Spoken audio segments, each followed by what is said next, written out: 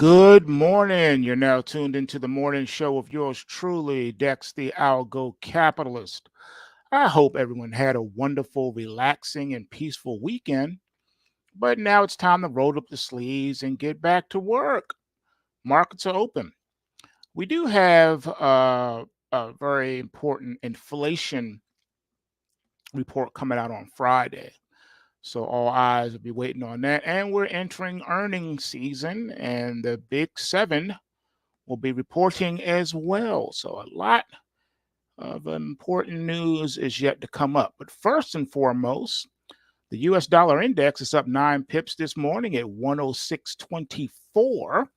Maintaining that 106 handle is very important, as we've been talking about here on the channel. The euro, as a result, is down 9 pips at 106.67. And we have the pound sterling down 39 pips at 123.33. Aussie is up 18 pips at 64.46, trying to maintain not falling below that 64 handle, which has been very difficult to do. Then we have the Bitcoin futures after the halving situation on Friday. It's up now $1,475, trading at 65,830.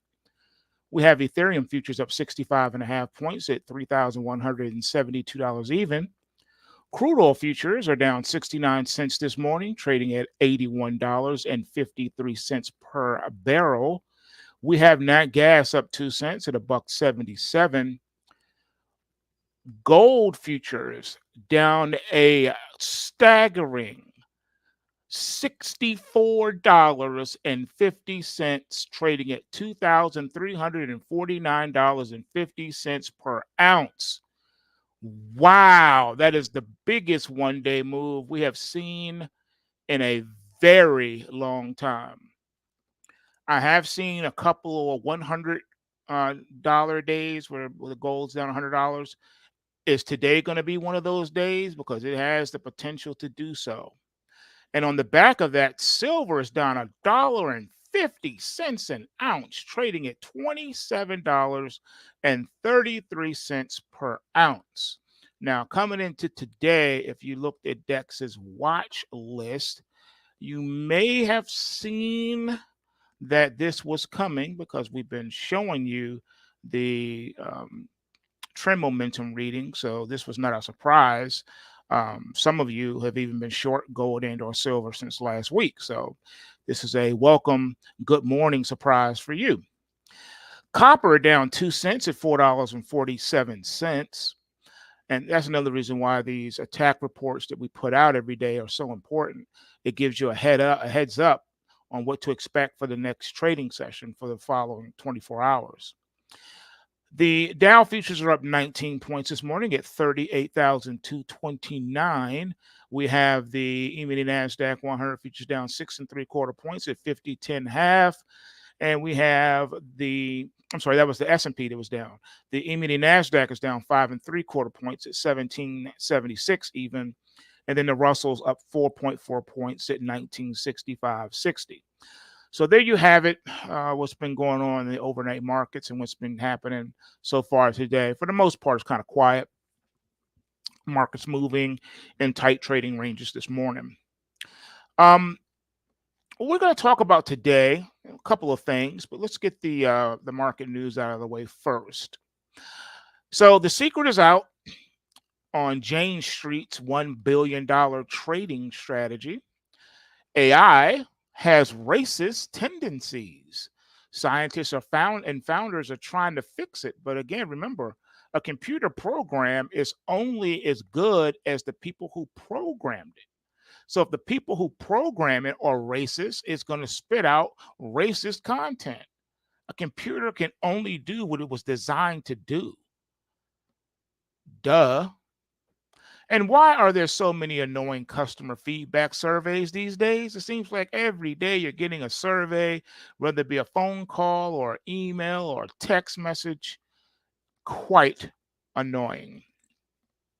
And then we have something new. Did you know that? Acronyms are constantly changing and evolving. We have Alice's now. something called an Alice, and I don't mean Alice in Wonderland. No, no, no. If you are considered an Alice, it means you are asset limited, income constrained, and employed.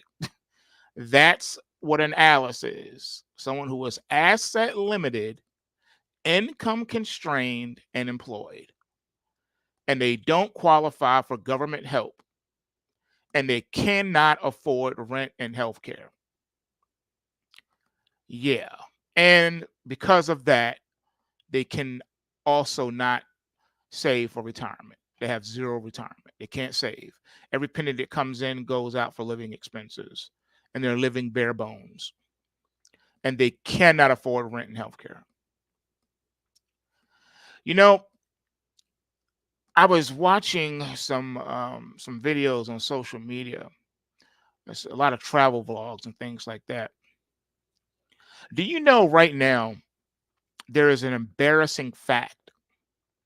When you take a look at third world countries overseas and you compare them to any number of cities in the United States of America, the third world people in third world countries are doing better. I saw a video of a young man walking through the quote unquote slums of Calcutta, India, one of the, if not the poorest city on the face of the earth. And there were no one sleeping on the ground. There was no homeless people. Everybody had a home. Doesn't matter if it was a mud hut or a shanty shack. Everyone was housed. No one was outside laying on the ground. I saw people walking around with cell phones.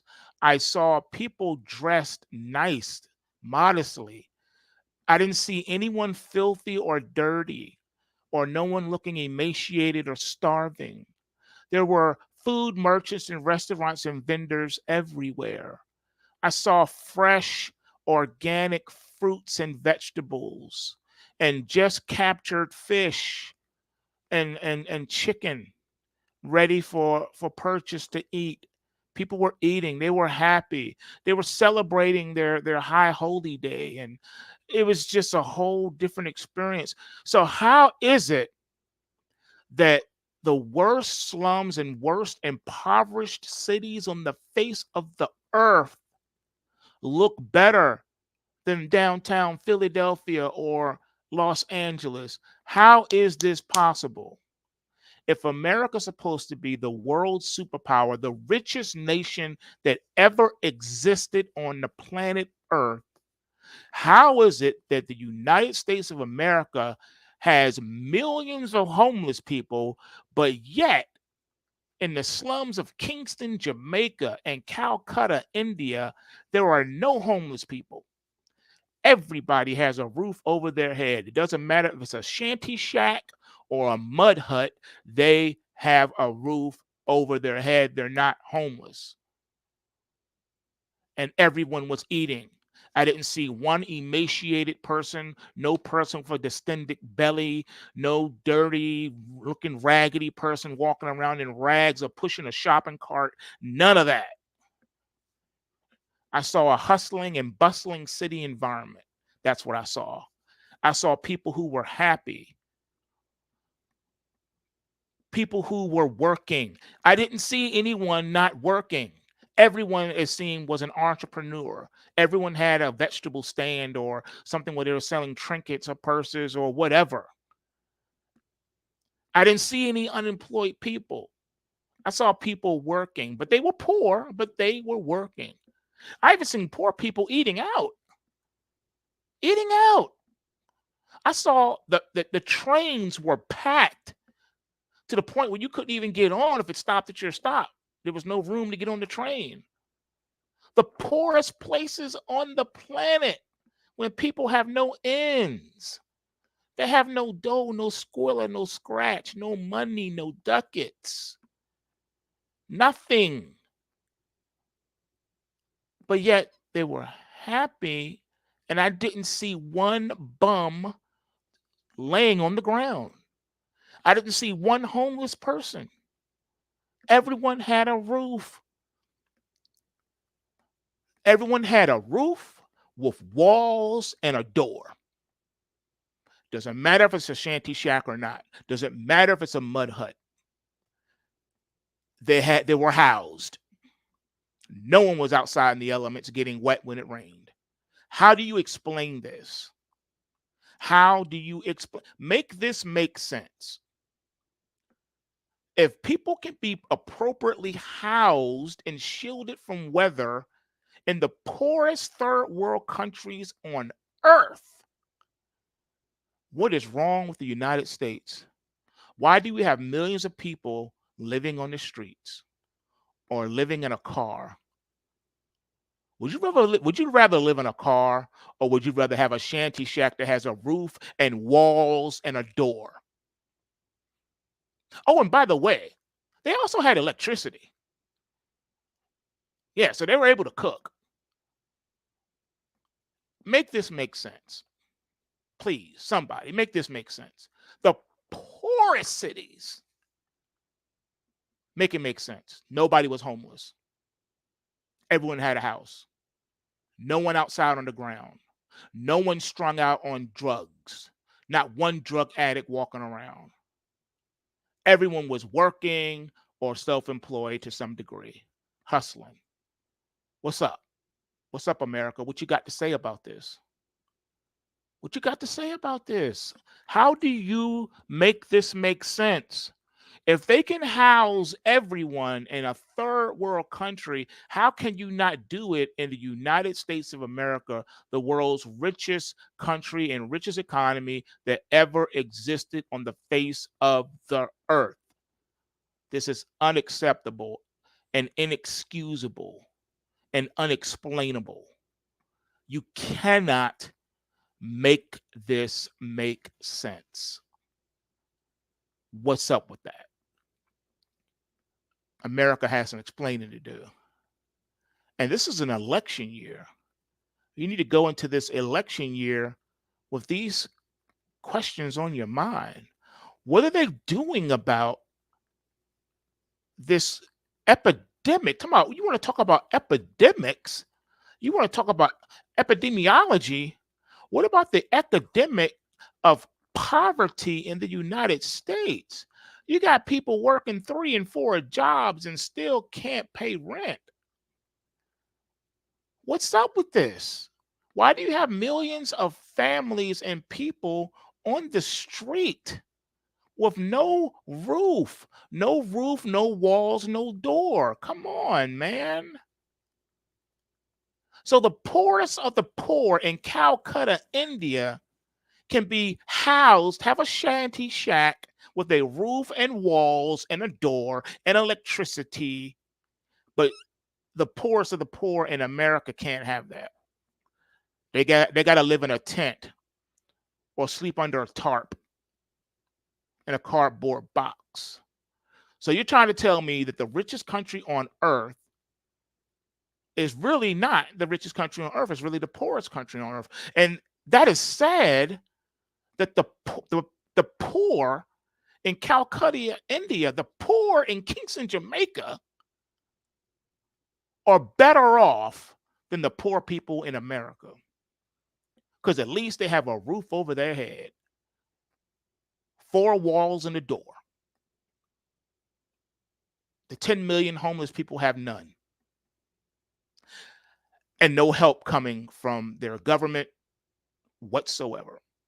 But yet, they want to cut entitlement programs in America and send billions, if not trillions of dollars overseas to fight wars that are none of the U.S.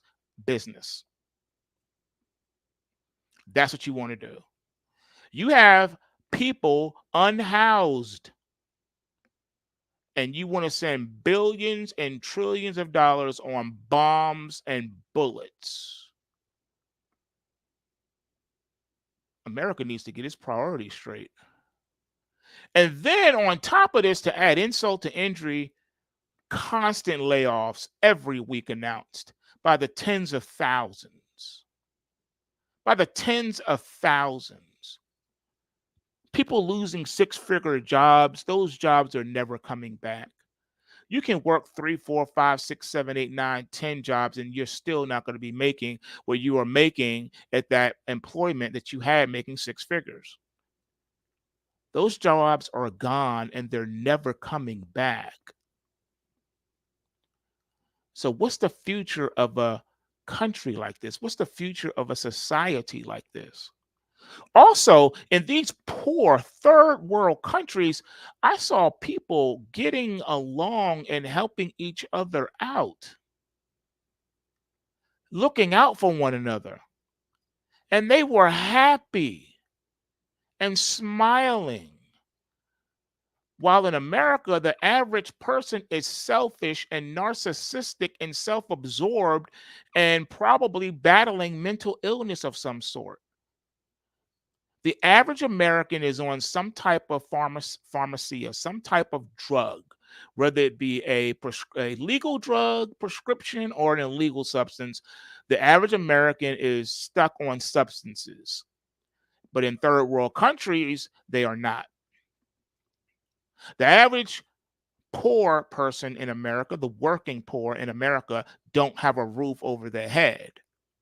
The average poor person in third world countries all have at least a shanty shack to call home with a roof, four walls, and a door, and electricity, mind you.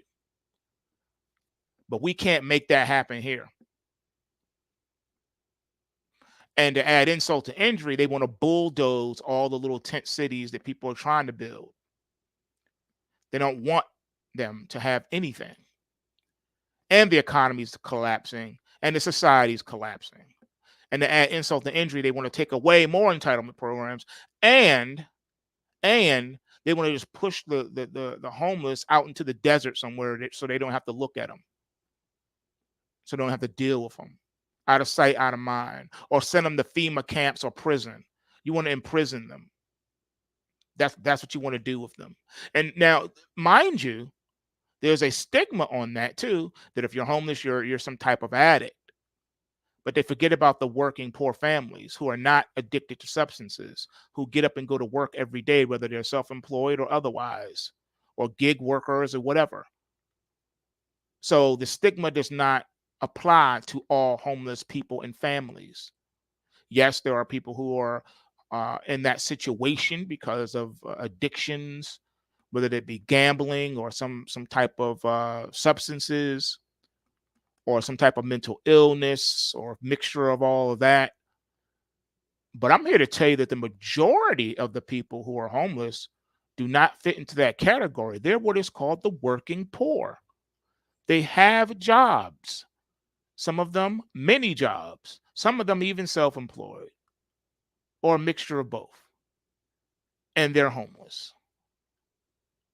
And they're not on crack. And they don't have mental illness. This is the new phenomenon in the 2020s. A pandemic of the working poor. That's the real pandemic people should be focusing on. The working poor. There is no excuse to not have everyone properly housed, even if it's a shanty shack with a roof, four walls, and a door. It's better than living in a car. It's better than being outside in a tent or under a tarp. At least you're not getting wet when it rains. Why can't we appropriately house people like that? Why can't we do that for our citizens? I don't understand. I don't understand that. The richest economy, mind you, so rich that we send tens and hundreds of billions of dollars overseas to fight wars. What is wrong with America? What is wrong with America? They are bugging. They are bugging. Something needs to be done. When will the people say enough is enough? When? When? Oh my goodness.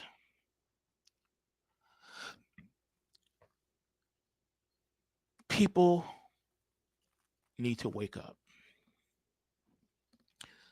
But people care about that the House has finally voted to ban TikTok in the US unless Chinese owner ByteDance sells to American companies. Yep, that's what they care about. Private equity betting on special education schools because it's a money-making machine. And did you know that 112 House Republicans voted against Ukrainian aid? Yep. And did you know that 37 House Democrats and 21 Republicans voted against Israel aid? Did you know that? They don't want you to know that. Nope. Nope. Nope. Nope. The world is twisted. It's twisted. People's minds have been twisted. The priorities have been twisted. What's up? What are they going to do about it? What is the American people going to do about this? They're letting you know how they feel about you by what they do, not by what they say. It's by what they do. It's by what they do. That's what speaks volumes. And what are they doing? They want to take away your rights. They want to, if they could, they would light the Constitution on fire along with the Bill of Rights. That's basically what they're doing. You say you don't believe that. Okay, well, make this make sense. Did you know that the World Health Organization, Dr. Hannah Nonek, testified in court that she advised her government that vaccine passports were not needed, but she was ignored, despite explaining that the COVID vaccines did not stop virus transmission and the passports gave a false sense of security? Did you know that the stunning revelations came to light in a Helsinki courtroom where Finnish citizen Mika Vankala is suing after he was denied entry to a cafe for not having a vaccine passport? Did you know that Dr. Nohanek is chief physician at the Finnish Institute for Health and Welfare and serves as the World Health Organization's chair of strategic group of experts on immunization, testifying that she stated that the Finnish Institute for Health knew by the summer of 2021 that the COVID-19 vaccine did not stop the virus transmission? Did you know that during the same 2021 time period, the WHO said it was working to create an international trusted framework for safe travel while EU member states began rolling out COVID passports? Did you know that the EU digital COVID certificate regulation passed in July of 2021 and more than 2.3 billion with a B billion certificates were later issued? Visitors to France were banned if they did not have a valid vaccine passport, which citizens had to carry to buy food at stores or to use public transport. Does that not sound like the mark of the beast to you, where you can't buy or sell anything unless you have the number of the beast or the mark?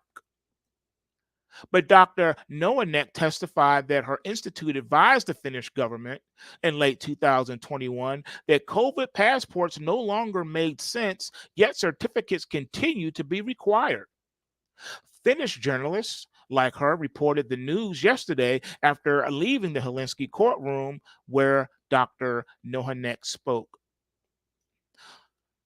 Dr. Noanek's admission that the government ignored scientific advice to terminate vaccine passports proved shocking, as she is widely embraced in global medical circles. Besides chairing the World Health Organization Strategic Advisory Group on Immunizations, Dr. Noanek is one of the Finland's top vaccine advisors and serves on the boards of Vaccines Together and the International Vaccine Institute.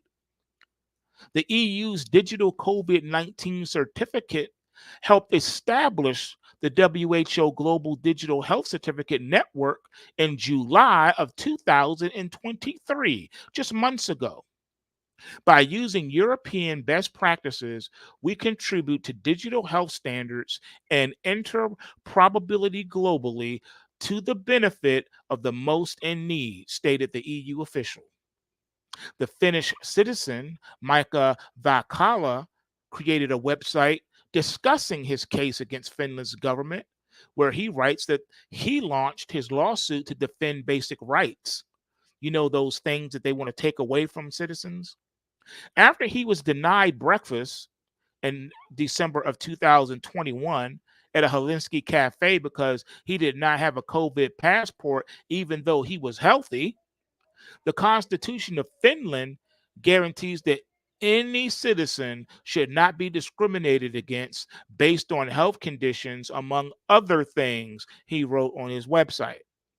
Now, the doctor, I'm sorry, not the doctor, but Mr. Valkala's lawsuit continues in Helsinki District Court, where British cardiologist Dr. Asim Malhotra will testify that during the COVID pandemic, some authorities and medical professionals supported unethical, coercive, and misinformed policies such as vaccine mandates and vaccine passports, which undermined informed patient consent and evidence based medical practice. This is what they've been busy doing behind your back while you haven't been paying attention. How are things like this going on and it's not even being covered in the mainstream media? How is this happening? And no one is saying anything. No one is doing anything about it except for preparing to vote the same criminals back in office again. What is wrong with you, America? Can't you not see what's happening in front of you? You're about to lose all of your rights. They're about to light the Constitution of the United States on fire. Do you even care? Or are you so brain damaged that because you're all hocked up on these psychotropic drugs that you can't think straight? This is a coup taking place without firing a shot.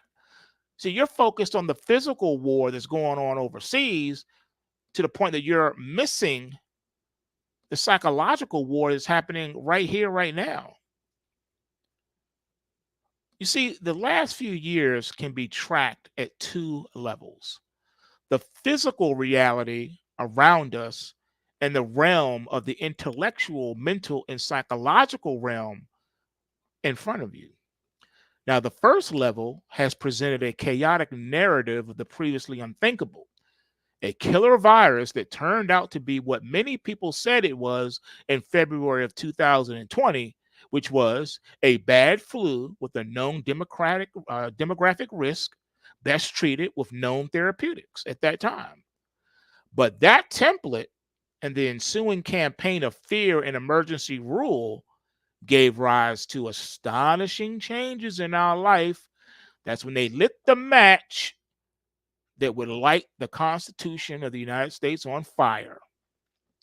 Social functioning was wholly appended as schools, businesses, churches, and travel were ended by force, by lethal force if necessary, by the threat of harm and imprisonment.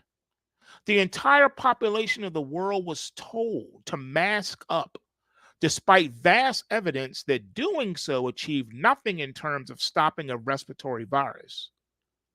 But then that was followed by a breathtaking propaganda campaign for a shot that failed to live up to its promise.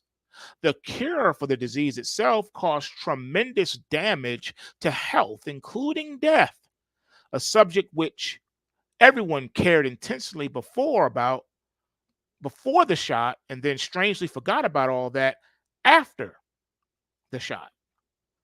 Now, protests against the goings on were met with media smears, shutdowns, and even the cancellation of people's bank accounts if you spoke out against it. However, and simultaneously, other forms of protest were encouraged insofar as they were motivated by a more proper political agenda against structural injustices in the old system of law and order.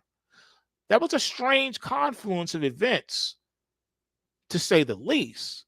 In the midst of this, which was wild enough, came new forms of surveillance. And with the new forms of surveillance came censorship. And what followed censorship was corporate consolidation, an explosion of government spending and power, rampant and global inflation, and hot wars from long running border conflicts in two, not one, but two crucial regions. The old declarations of rules on the internet put free speech as a first principle. Today, the hosting website of the most famous one signed by Amnesty International and the ACLU is gone, almost as if it never existed. In 2022, it came to be replaced by a White House declaration on the future of the internet that extolled stakeholder control as the central principle.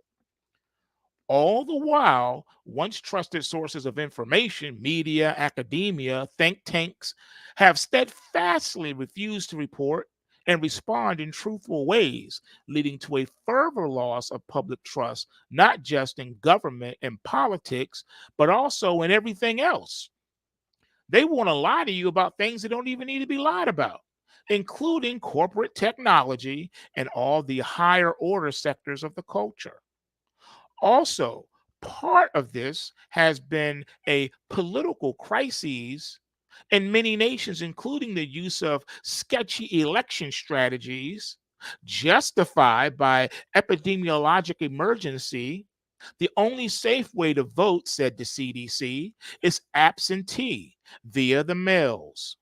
Here, we find one of many overlapping parallels to a scenario hardly ever imagined: infectious disease deployed as a cover for political manipulation. Crucially and ominously, all of these mind blowing developments took place in roughly similar ways the world over, and with the same language and model. Everywhere people were told, we are all in this together. And the social distancing, masking, and vaxing was the correct way out. Media was also censored everywhere, while anti lockdown protesters, or even those who simply wanted to worship together in peace, were treated not as dissidents to be tolerated, but irresponsible spreaders of disease. Can we really pretend that all this is normal, much less justified? The exhortation we receive daily is that we can and must. Really? At what point did you realize that you had to start thinking for yourself? We all have a different starting place and journey, but each of us has the following in common. We've realized that official sources, the ones we've trusted in the past, are not going to make any sense of the above for us. We have to seek out alternatives and put the story together ourselves. And this we must do because the only other choice is to accept that all of the above consists on a random series of disconnected and pointless events, which is surely not true. That leads to the second layer of comprehension: the intellectual, mental, and psychological. Here is where we find the real drama and incalculable difficulties. At the dawn of lockdowns, what appeared to be a primitive public health era seemed to be taking place. It seemed like some scientists at the top who gained an implausible amount of influence over government policy had forgotten about natural immunity and were under the impression that it was good for health to stay home, be personally isolated, avoid exercise, and eat only takeout food. Surely such preposterous advice would be revealed soon as the nonsense it was. How in the world could they be so stupid? How did they gain so much influence and power and control, not just nationally, but all over the world, worldwide? Did the whole of humanity suddenly forget about all known science in every field, from virology to economics to psychology? Make it make sense. As time went on, more and more anomalies appeared that made the judgment seem naive. As it turned out, what was actually taking place had something to do with a move on the part of security and intelligence services. It was they who were given rule-making authority on March the 13th, 2020. And that's why so much of what we needed to know was and is considered classified. You heard me right. It's considered classified. Why so secretive? What is there to be secretive about? Really, what is there to be so secretive about? There were early initial reports that the virus itself might have been leaked from a US backed lab in Wuhan. That's right, you heard me right. A US backed lab in Wuhan, which introduces the entire subject of the US bioweapons program. This is a very deep rabbit hole itself, thoroughly exposed in Robert F. Kennedy Jr.'s The Wuhan Cover Up. There was a reason that topic was censored. It was all true. As it turns out, the vaccine itself was able to bypass the normal approval process by slipping through under the cover of emergency. In effect, it came pre approved by the military, or should we say the military industrial complex. And that's right, to this date, they have never successfully separated or isolated this COVID gene, this COVID virus. Never has it been done successfully in a lab. As the evidence continues to roll in, more and more rabbit holes appear. Thousands of them.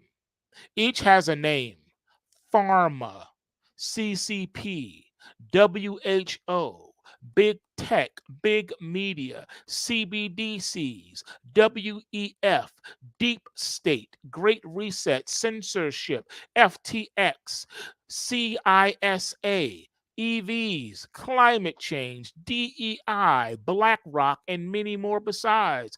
Each of these subject areas has threads or thousands of them, each connecting to more and to each other. At this point, it is simply not possible for a single person to follow it all.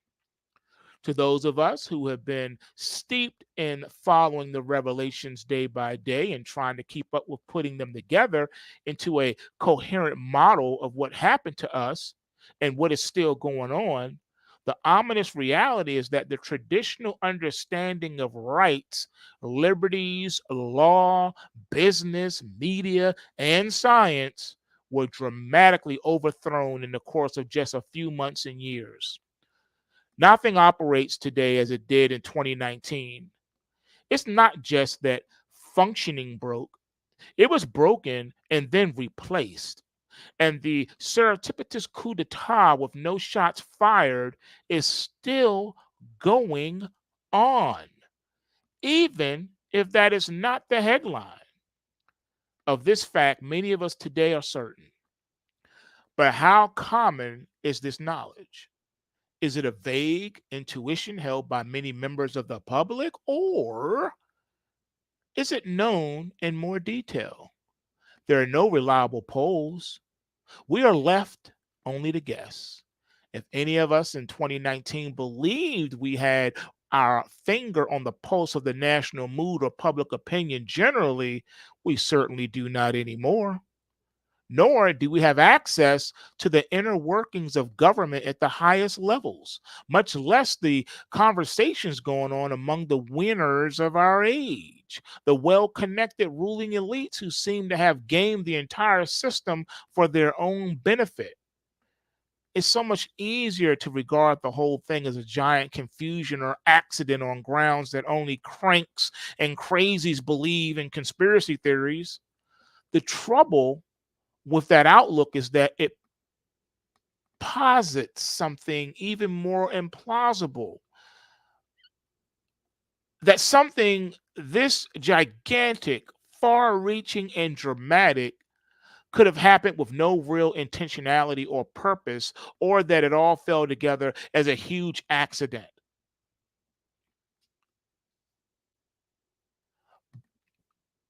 Think about this. Just think about it. Just use your mind. Put on your thinking cap. As for the intellectuals we once revered for their curiosity and wisdom, most seem to have gone into hiding, either unable to adapt to the new realities or just unwilling to risk their careers by exploring hard topics. But we discuss hard topics on this channel. We don't run from it. We don't hide from it. We don't duck from it. It's understandable, but still tragic. Most are happy to pretend like nothing happened or celebrate the change as nothing but progress, all for they can keep getting those checks. But as for journalists, the New York Times publishes daily commentaries dismissing the Constitution as a dated acronym that has to go and no one thinks much about anymore. There's a lot to sort out. So much has changed so quickly in these past 4 or 5 years. No sooner than the dust seems to be settling from one upheaval, there is another and then another. Keeping up with all causes a level of psychological brain scramble on a scale we've never previously experienced before. So it's easier to wait for the historians to tell the next generation what happened. But maybe, just maybe, by stepping up and telling the story as we see it in real time, we can make a difference in stopping this madness and restoring some sane and normal freedom back to the world. Is this possible? You be the judge. You let me know. I hope you enjoyed today's show and you got something out of it. If you did, go ahead and smash that like button. Subscribe if you have not already done so. That way you can be kept up to date whenever we drop new content, etc., etc.